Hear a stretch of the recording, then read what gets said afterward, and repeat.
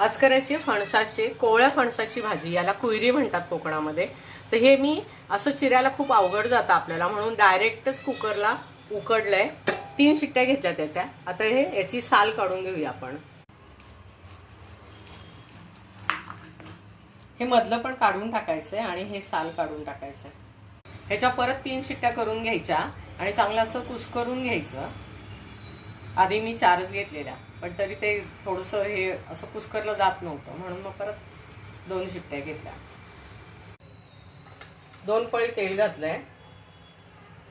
तेल गरम झालं की त्याच्यामध्ये मोहरी, जिरं, हिंग,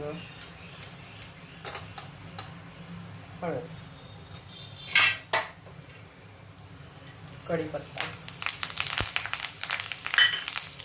लसूण, बारीक चिरलेली लसूण आणि कांदा. आता यात मीठ घालून परतून घ्यायचं आहे.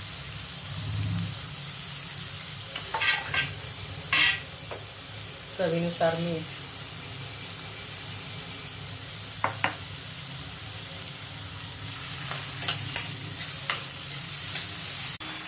आता कांदा लसूण मसाला, गोडा मसाला आणि थोडंसं लाल तिखट.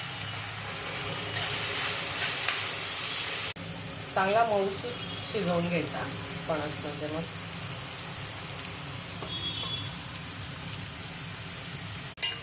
असं छान परतून घ्यायचं.